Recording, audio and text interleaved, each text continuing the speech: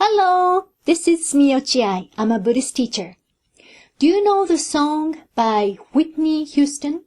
Run to You. It goes like this. Each day, I play the role of someone always in control. But at night, I come home and turn the key. There's nobody there. No one cares for me.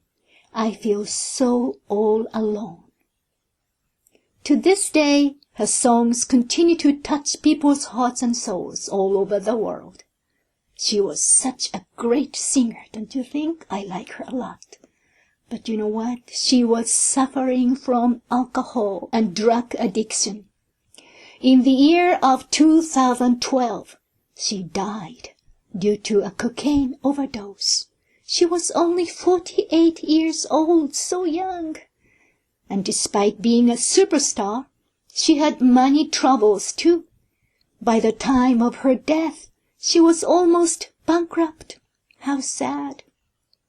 In America, drug overdoses have become the third leading cause of death.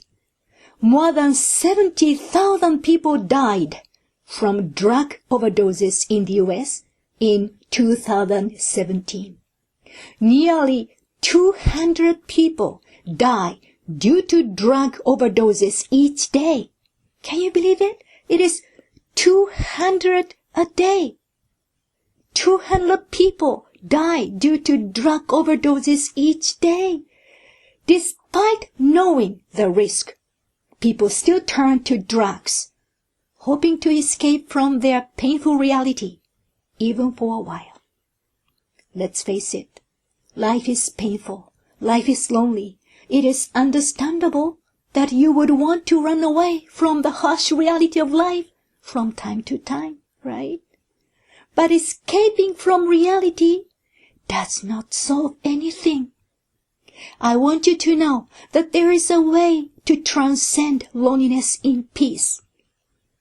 Buddha says, from beginning to end, life is a lonely journey. In Buddhism, a human being is compared to a lonely traveler who is walking across a vast plain where no one is around on a chilly autumn evening. The reason why life is lonely is that we do not have a companion. That's why.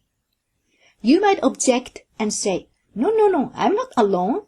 I'm blessed with lovely family members. I have lots of friends. Good for you. But you know what? When Buddha says that you do not have a companion, he means a companion of the soul. You may be blessed with a spouse or close friends, but they are companions of your physical body. They are not companions for your soul. Buddha taught that each one of us carries a secret storehouse which we can never disclose to anyone, even to someone we love the most. We share our deepest thoughts and feelings with someone we trust, right? Family members, close friends, they are our treasure. It is so nice to have a shoulder to cry on. But can you reveal everything and anything? The fact of the matter is, no matter how close they are, there is a limitation. We can tell them what we think, what we feel, but to some extent, not completely. We cannot reveal everything and anything. There is a limit. No matter how many words we may use, we cannot make ourselves understood completely by anybody. We want to be understood and accepted as we are, right? But no matter how many people are around us, there is not a single person who can truly understand us. If there existed even one person who could completely understand and accept us as we are, we would gain great relief. But such a person is nowhere to be found. That's why our soul is trembling with loneliness. Buddhism teaches that we are living in a unique world which each one of us has created. You might think that we are living in the same world, but actually we are not. If there were 100 people, there would be 100 different worlds created by each individual. We share our hopes and concerns with our spouses, right? But no matter how hard we try, it is impossible to make our partner thoroughly understand us. The more we talk and try to understand each other, the more deeply we come to realize that there is a deep gap between us that cannot be filled. Each one of us is living in our individual inner world, which nobody can look into. A husband cannot take a peek at the world his wife lives in.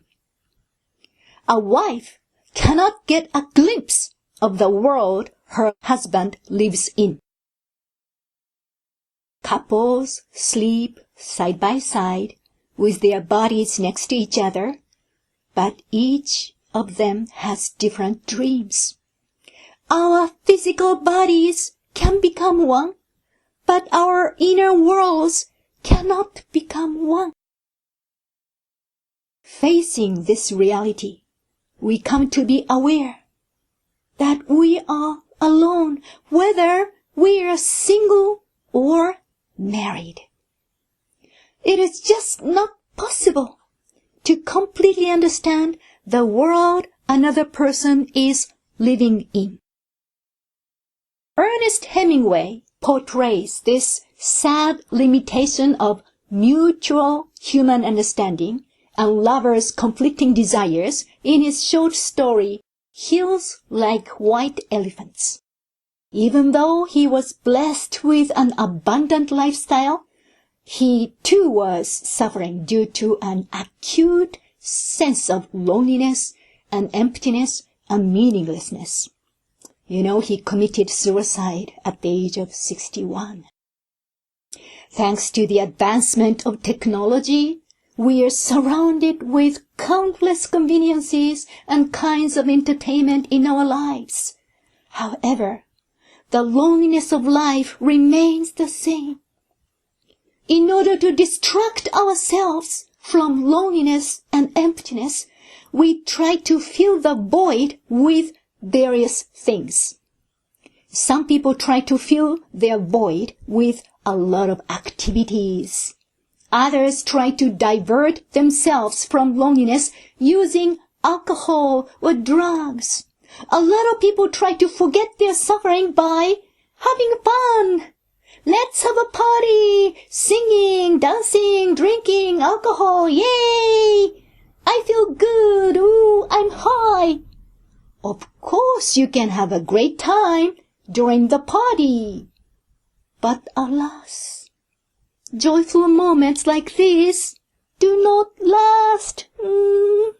Once the party is over, you are all alone again. The greater the joy, the greater the loneliness that follows. When pleasure has peaked, pain follows in profusion. After the pleasure, all that remains is emptiness. Life is indeed filled with unfathomable loneliness. Then, what are we supposed to do? Here is Buddha's advice for you. Open your mind's eye. And first and foremost, be aware of this reality. Buddhism encourages you to see the world as it is, because it is the first step toward true happiness. To see things as they are is not easy as it may sound. It takes courage for you to face the reality of life as it is. But instead of turning your eyes away from loneliness, seek the true solution. Buddha's teachings will guide you to true peace of mind. Buddhism is the torch that will never fade away. Let the Buddhist teachings be your light. 合唱